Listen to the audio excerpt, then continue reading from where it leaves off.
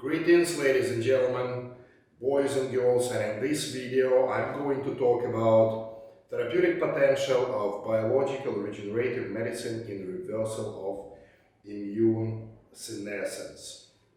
And also we're going to talk about, in general, about biological immunotherapy, at least some aspects of it. In the past I've been talking about immune senescence and therapeutic options for biological regenerative medicine in the reversal of those senescent changes on few occasions, including the events organized by the American Academy of Anti-Aging Medicine, A4M, and other various seminars and workshops. An extremely important topic as long as longevity medicine is concerned, and more important that it appears to be in the context of the COVID-19 very important as well. Because being an aging civilization, we experience increase in cancer occurrence, autoimmune diseases, morbidity and mortality from lung and heart-related complications of various infectious diseases, including respiratory viruses, so the mortality and morbidity from these viruses and complications, heart and lung-related complications, they increase exponentially with age. But still, the contribution of immune deficiency to the rise of morbidity and mortality from these pathologies remains underrated. So firstly, because immune system remains non-tangible in understanding of the majority of the doctors, not fully comprehended and hence not properly investigated. And even if the status of the immune deficiency has been diagnosed, often nothing is done to correct that deficiency. So hopefully we can improve the situation today and shed some light on the immune system and its role in maintaining of personal protection against cancer, against autoimmune conditions and infectious diseases. This presentation is for educational and awareness purposes only. You can see the disclaimer on your screen. I also take a chance of briefly introduce myself. My name is Dr. Notaka. As perhaps you already know, I'm a medical doctor and PhD in surgery, and I got postdoc in regenerative and tissue engineering. You can regenerative medicine and tissue engineering, and you can see my credentials and my past and current position that I'm taking now on your screen, as well as the membership and the fellowships in various international medical associations and various international medical organizations, as well as the articles and the books that I've published. So, the main therapeutic target in preventive and regenerative medicine is to slow down or preferably reverse the degeneration of the organs and systems that occurs with aging, prevent the onset or reduce the severity of chronic degenerative diseases, and through that increase the lifespan and health span of our patients. Much attention has been paid to systemic restoration of functional activity of different organs and systems of organs in the context of chronic disease treatment and reversal, as well as holistic rejuvenation, but somehow, quite often, the function of the immune system is left unaddressed properly. So we know that chronic low-grade inflammation is one of the hallmarks of the tissue senescence, aging. So in the past few years, the science of biology of aging have coined a special term, the InflammAging. What are the main characteristics of the InflammAging?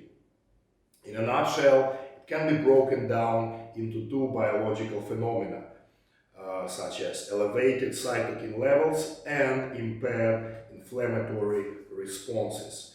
When the age-related functional changes and dysregulation involve the immune system, it results in serious clinical consequences such as increased infections, impaired vaccine responses, reduced wound healing, increased occurrence of cancer and autoimmune diseases. As such, dysregulation of immune system is known as immunosenescence, and senescence, as we know, affects practically all lineages of immune cells.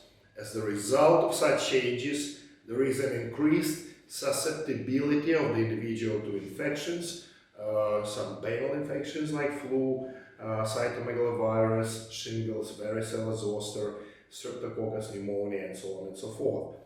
Actually, the frequency and severity of viral infections may be used as a primary indicator of immunosenescence. Vaccines' efficacy in senescent individuals does not exceed 30%, so please remember that. Plus, we have the phenomena of the vaccine-induced enhanced disease, when vaccination from one pathogen increases the susceptibility to another pathogen or increases the chances of developing a more severe clinical manifestations from which are caused by another pathogen. For example, influenza vaccine increases the morbidity and mortality from other respiratory viruses, including coronaviruses per se, by nearly 40%, 38% to be precise.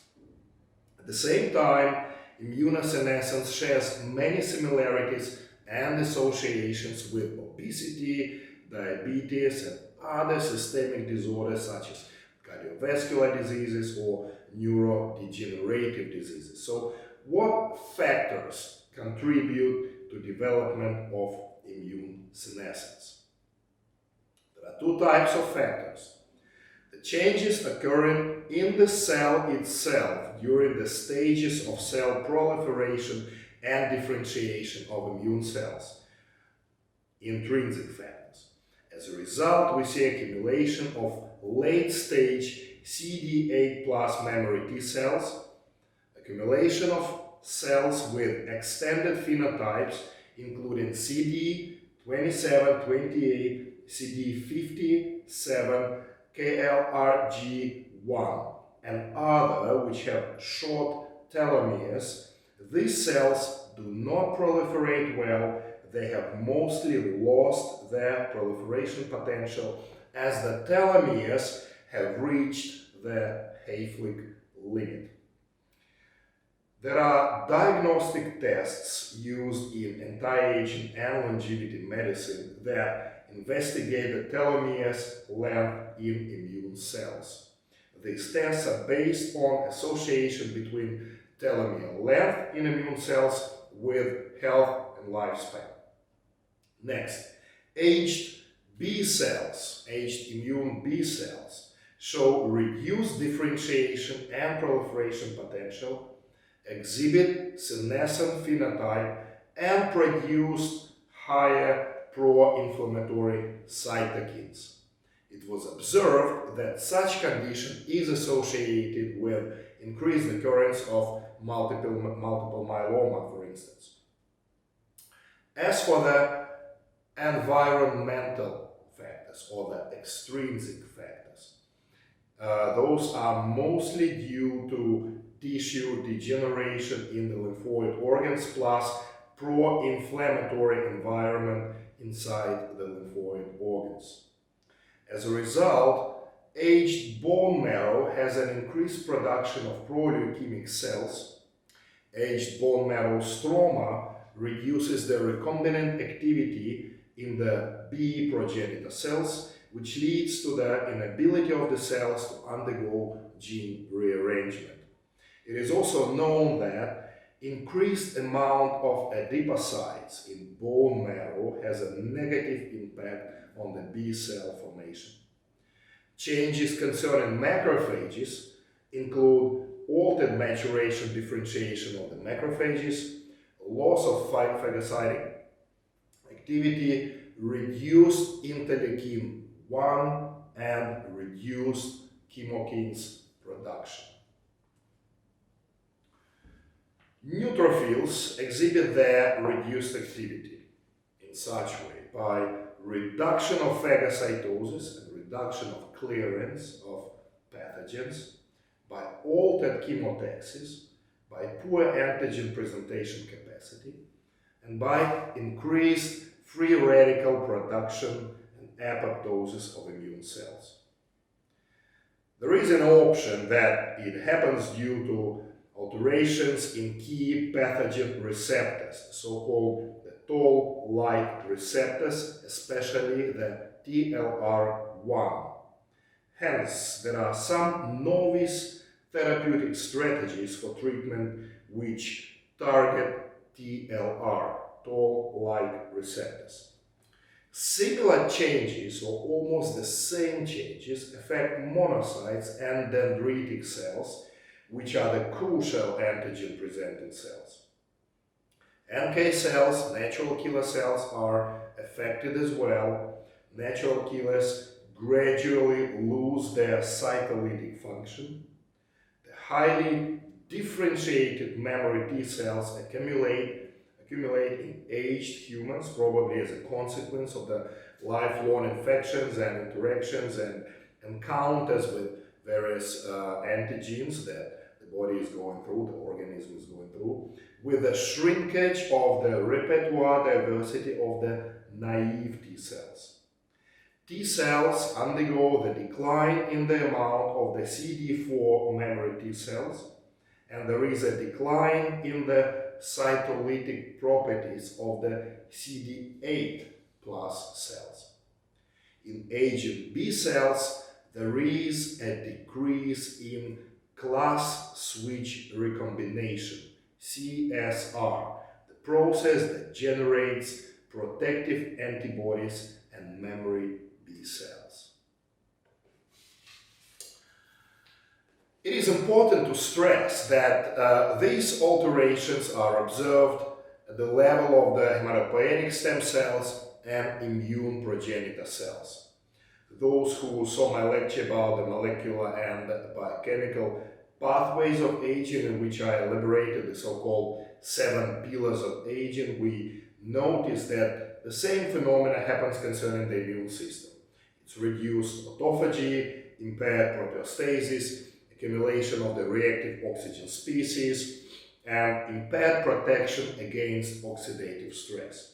Plus, mitochondrial dysfunction is taking place in the immune cells as well, genomic shifts, and as a result, erratic differentiation and erratic maturation of the entire all lineages of cells. Changes in the organs of immune protection involve both primary and secondary lymphoid organs. Primary lymphoid organ is where immune cells are produced, and secondary lymphoid organs where the immune cells undergo maturation. Aged stem cells from bone marrow have less self-renewal and differentiation towards osteogenic and hematopoietic activity. Instead, increased differentiation into adipocytes. To a large extent, the phenotypic changes in T cells are attributed to the thymic involution. The function of the thymus was first researched and described by French-Australian scientist Jacques Miller in 1960s. In 1985, Steinman defined the morphology of the human thymus and demonstrated that thymic function gradually starts to decrease from the first year of life.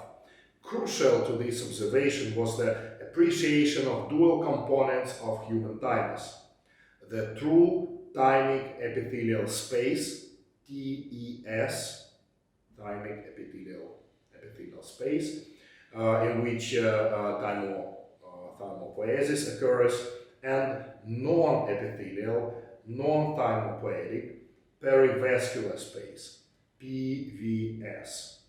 The TES contains keratin-positive thymic epithelium that nurtures developing thymocytes, but the PVS stroma is keratin negative and does not harbor thymopoiesis.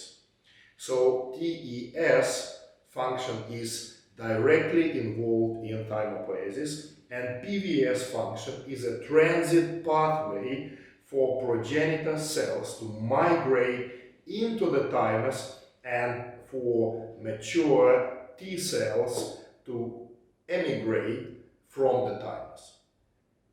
In this context, I would suggest that you go online and read an article which is published in International Immunology Journal some time ago in 2007 by Kazuo Mori and Manami Itoi, and colleagues. It's a Japanese group, which is titled "The Perivascular Space as a Path of Hematopoietic Progenitor Cells and Mature T Cells Between the Blood Circulation and the Thymic Parenchyma."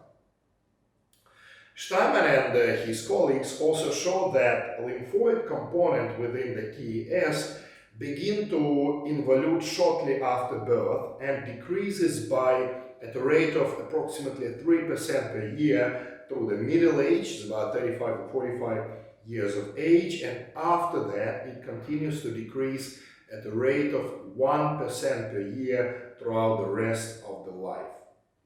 The expansion of the PVS due to the adipocytes, accumulation of the adipocytes, peripheral lymphocytes and stroma cells with age results in the shift of the ratio of true TES to PVS, with the TES, the thymic epithelial space, shrinking to less than 10% of the total thymus tissue by the age of 70 years of age.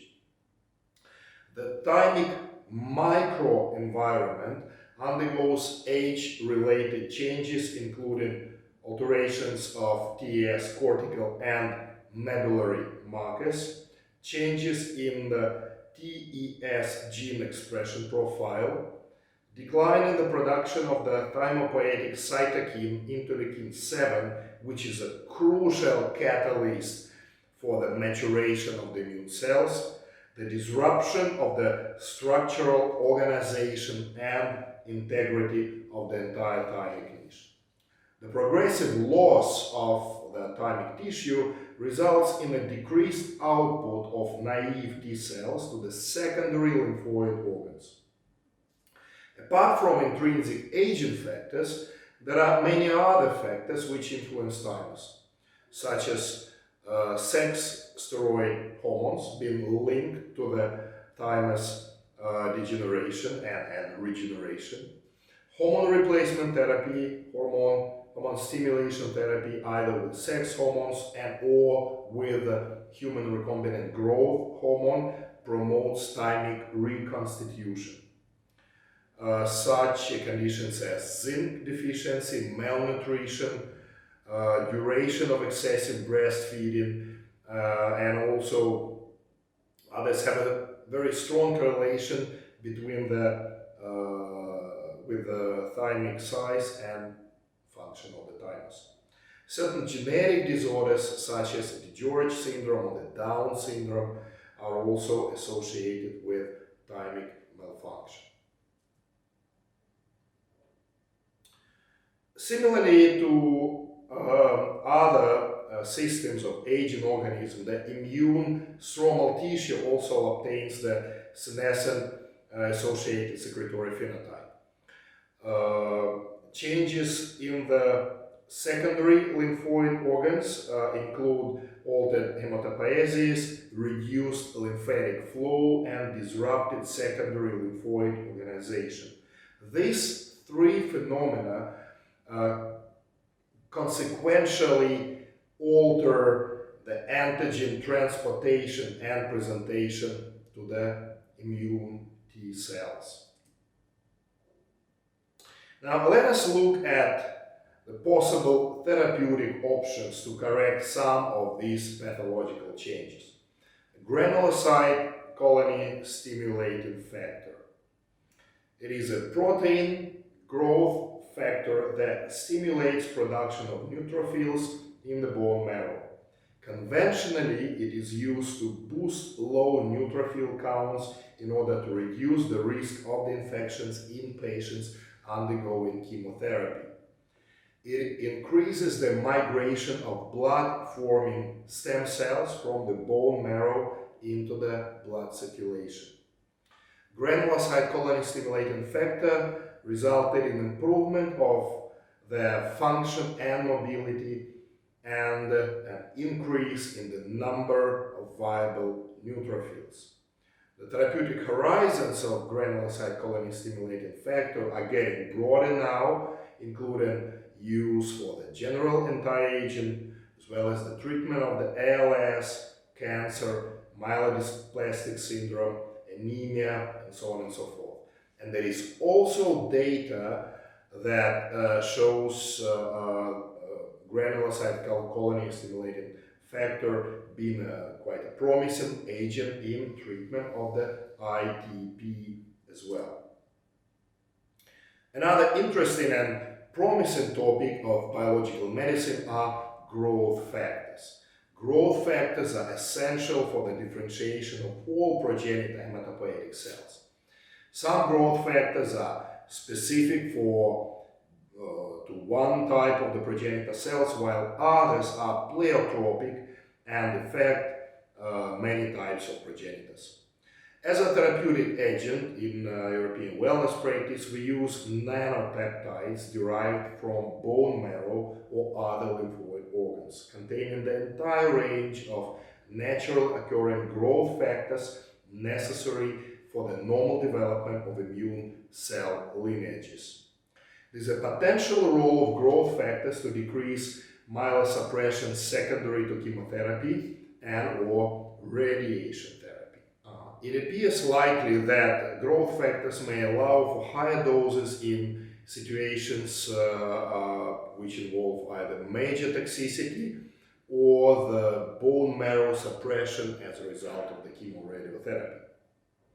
Human growth hormone therapy has some great value here as well.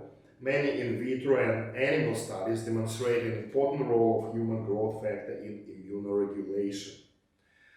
Human recombinant growth factor stimulates T and B cell proliferation and immunoglobulin synthesis. It enhances the maturation of myeloid progenitor cells and is also able to modulate cytokine response. So we can see that human growth hormone has a direct effect opposing the InflammAging and Immunosenescence. Let us look into ways how to regenerate thymus, the central T lymphoid organ responsible for both maturation of functional naive T cells and the generation of immune tolerance. Thymus is able to carry out its function due to the presence of cortical and medullary thymic epithelial cells, TEC, thymic epithelial cells, which represent a crucial component of the thymic niche. There are two major pathways to regenerate thymus which work best when applied concurrently. One through increasing the levels of the IGF-1 growth hormone and sex hormones optimization, and another one through transplantation of the thymic precursor cells, which promotes thymic reconstitution. It was observed that transplanted fetal thymus or thymic cells were repopulated with equal efficiency in young and old mice, of course an experimental model, whereas introthymic injections of thymic cells from young mice failed to develop into the thymus of old mice. The fetal stem cells work best, and stem cells of thymus from aged donors either don't work or even do harm by differentiating into undesirable type of cells, for instance adipocytes. The next line of treatment is through administration of the thymic-specific peptides or cell extracts, which contain a variety of stimulatory biological substances, including interleukin-7, keratinocyte growth factor, interleukin-22, and even ghrelin. Swedish veterinarian and scientist Dr. Ellie Sandberg has made a significant input into research and development of the Thymic therapy. It was about 40 years ago in Sweden by creating a product known as THX of the bovine origin, so it's an animal-derived product as well. It was approved as a medicinal product for cancer treatment since 1980s in Sweden. In 2000s and later in 2010s, Cochrane collaboration released an overview of 27 clinical trials on thymus therapy, showing that evidence that thymic peptides lower the risk of severe infectious complications in patients undergoing chemotherapy and radiotherapy. In some cases, some studies show by nearly 40 to 50%. In the past, stromal cells in secondary lymphoid organs, such as lymph nodes and spleen, were pretty much neglected and were given purely a structural role. Lymph nodes are highly organized structures important for the development of adaptive and innate immune responses. In lymph nodes, B cells are segregated to peripheral follicles and T cells remain in the central T cell zone, also known as paracortex. The medullary sinus is a site where activated T cells exit the lymph node through lymphatic vessels. Aging is associated with deterioration of lymphoid stroma in the secondary lymphoid organs as well. Hence, the therapeutic regeneration strategies may include lymphoid tissue-specific cell extracts that may promote tissue reconstitution and remodeling. And in our practice, mostly we use either the nanomized organ specific peptides or mitoorganelles, the MO, which are the naturally occurring mitochondrial cell extracts. Similar changes occur in splenic stroma as well. With age, there is a considerable attrition of splenic white pulp organization. The splenic marginal zone, where the B cells and macrophages are present, and follicular dendritic cells show significant disruption with age. There is also a merging of the B cell follicles with the T cell areas. It results in the following disruptions: impaired antigen trafficking, reduced production of homeostatic chemokines important for T cell and dendritic cells localization to the T cell area. It results also in reduced production of interleukin 7, impaired maintenance of the B cell homeostasis, and reduced production of tauxin, propedin, and opsonins. The approach that is used to reverse such changes is principally the same as with thymic and lymphoid tissue and involves precursor cell transplantation or implantation, followed by organ-specific peptides, cell extracts from splenic tissue. Those who are familiar with biological regenerative medicine and cell therapy may have noticed that in our practice we often resort to prescribing a combination of the thymus-derived cells with splenic cell or combination of different thymic and splenic cell therapy products, such as the cell extracts, either the nano or the mitoorganelles, combining them together. In the beginning of this lecture, I've mentioned macrophages, which are the cells performing phagocytosis, and these cells are very important because they also act as the antigen-presenting cells. Macrophages are involved in immune response against cancer as well as against bacteria and viruses. Its function as antigen-presenting cells is crucial for transition from innate to adaptive immune response and activation of other immunocompetent cells.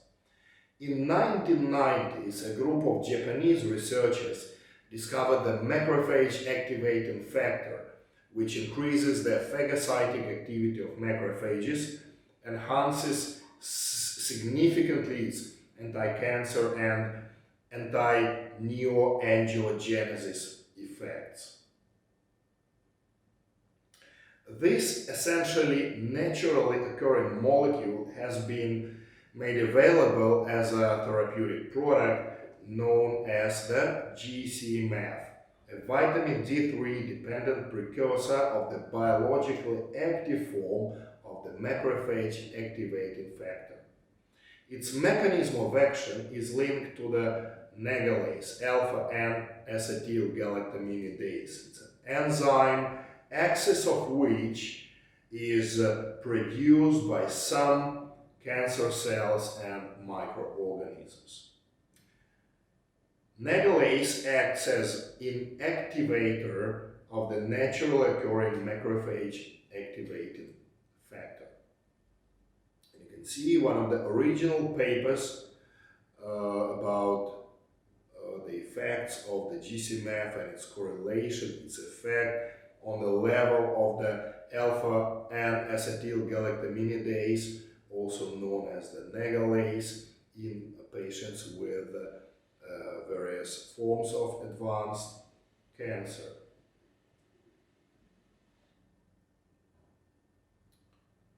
Gc-MAF, which is therapeutically administered, decreases the levels of Nagalase in cancer patients. And the indications for Gc-MAF, well, it has quite broad indications in various solid tumors, especially breast cancer, including its advanced forms, as well as prostate cancer, liver cancer, hepatocellular carcinoma, colonic adenocarcinoma, non-small lung cancer.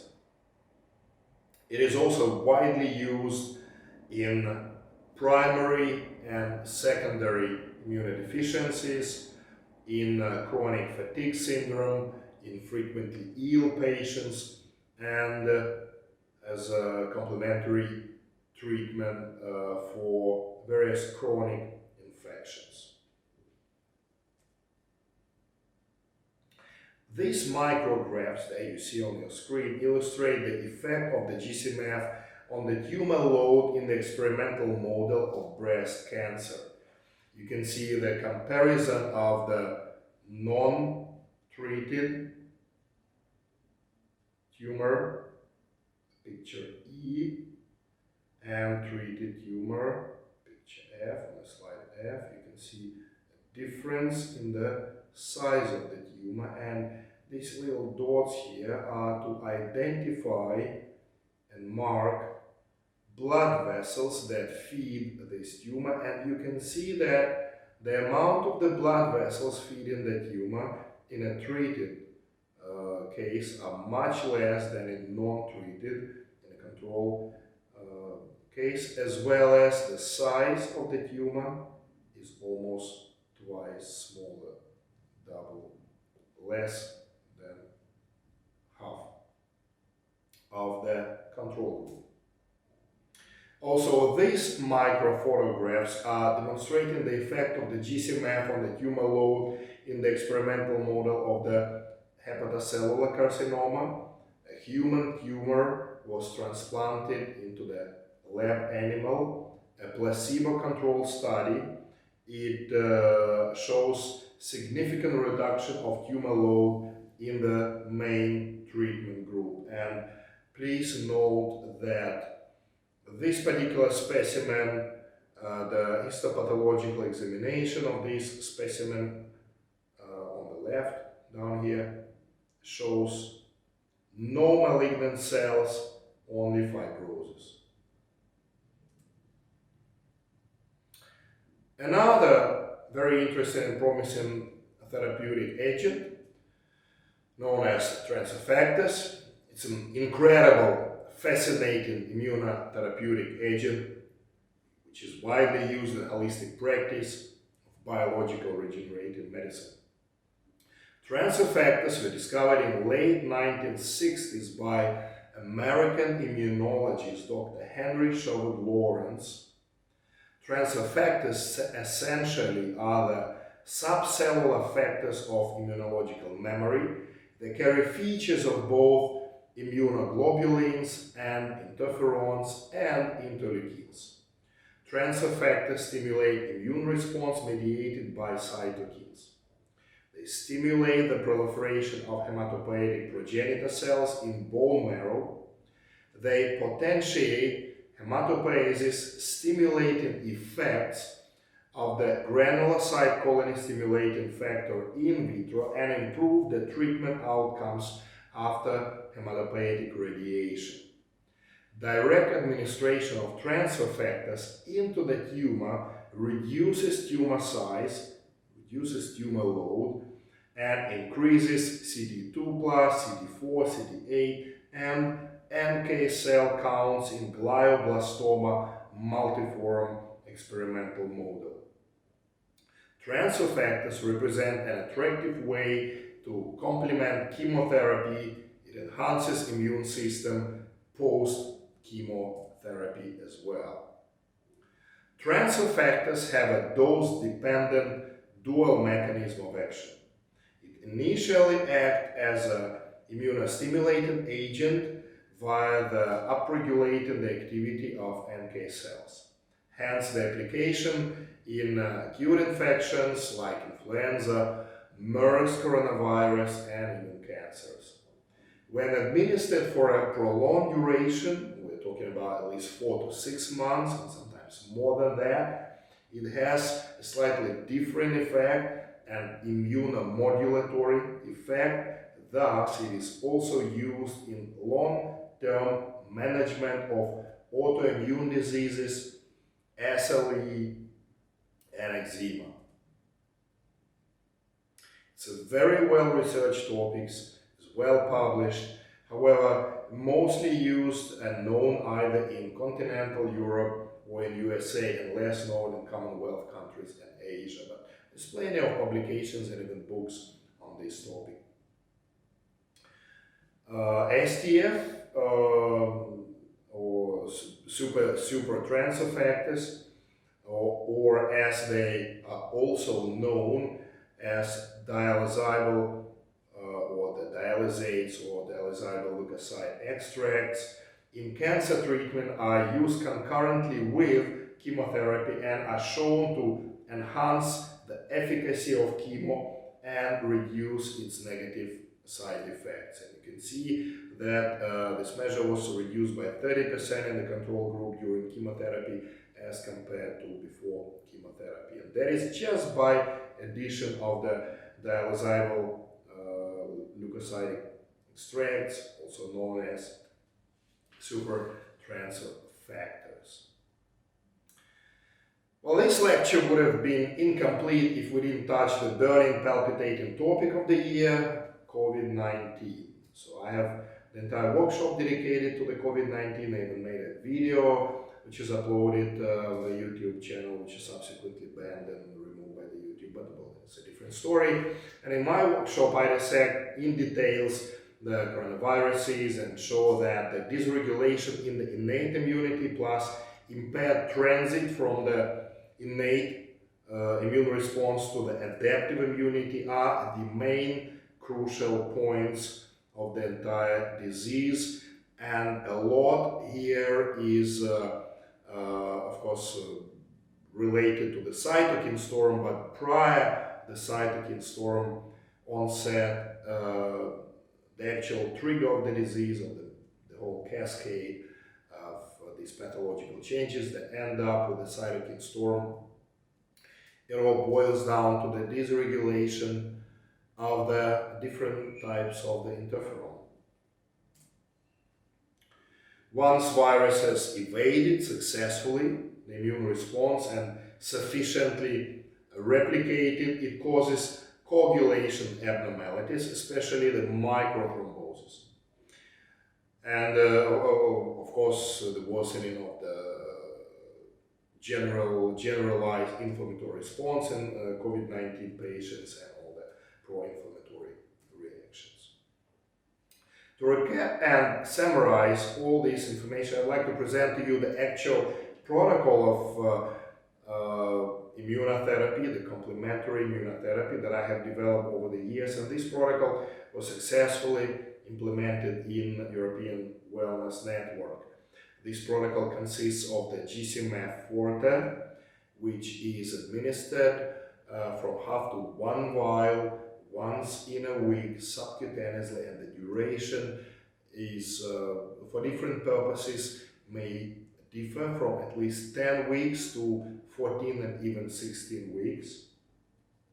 Plus the HT thymic peptides, which are usually administered twice, thrice per week with the same duration, is about 3 to 4 months. The next level, the next layer of the immunotherapy protocol is the super transfer factors, which are usually administered at the same frequency and the same time when the thymic peptides administered, also 2 to 3 months, with a total duration of up to 3 to 4 months. And of course, it's very important to supplement with the adequate dose of the vitamin D3, because remember that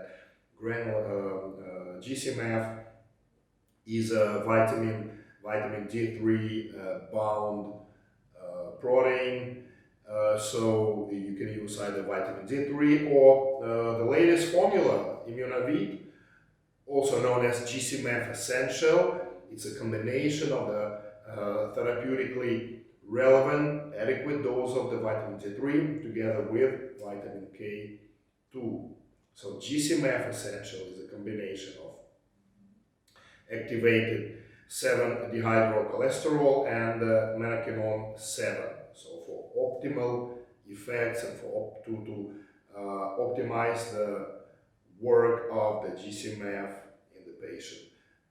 This should be concurrently administered during the immunotherapy protocol together with the Gc-MAF super transfer factor and thymic peptides. Other methods which also complement include systemic hyperthermia. It deserves a separate lecture to feature it, of course, so just touch it briefly. It increases the enzyme reactions and increases metabolic rate. It's perfect synergy for cellular therapy. Tumor cells are very sensitive to heat. They also die first during the systemic hyperthermia session.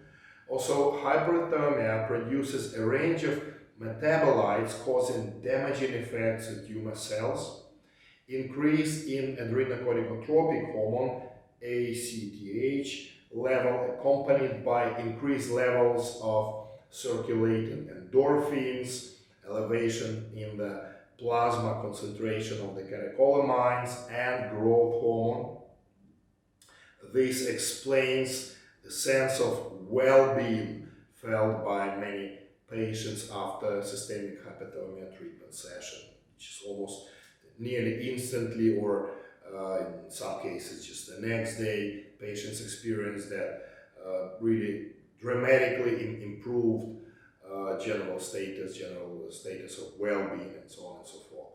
A recent clinical study examined the effect of the whole body hyperthermia combined with chemotherapy on the expression up to 48 hours later of a broad range of activation markers of peripheral blood lymphocytes, as well as the serum cytokines, the intercellular cytokine levels in T cells, and capacity of these cells to proliferate is dramatically improved, increased after just one single session of systemic hyperthermia. How frequent it should be applied? When applied to a full extent, a full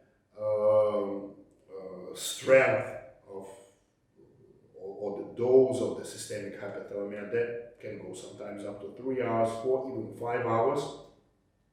So the frequency should not exceed 7 to 10 days. So this therapy is done roughly once in 2 weeks, once in 10 days.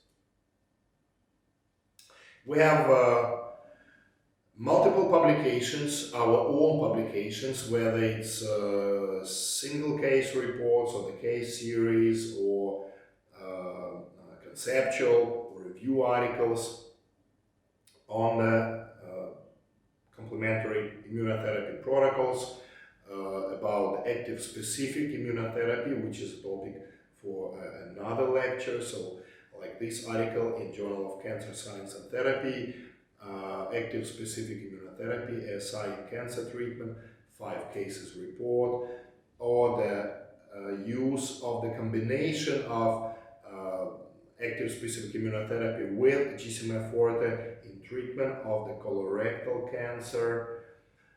We have publications about immunotherapy and the general conceptual approach to understanding and management of the COVID-19, as well as management of colorectal carcinoma with Gc-MAF forte and Thymic peptides, the outcomes of that. Apart from management of cancer cases, we have publications on the efficacy in management of a very severe, difficult to treat eczema with a combination of active specific immunotherapy and supertransfer factors. And the most recent one, integration of active specific immunotherapy and cell therapy into the protocols of biomedical management of interstitial pneumonia with autoimmune features. Please visit our websites, download all these articles, read and see if you can use them for your practice. As well as there are immunotherapy chapters in these 2 books. One of them is a comprehensive guide to biological medicine and wellness, and another one, stem cells in regenerative medicine. Both these books have separate chapters dedicated specifically to immunotherapy.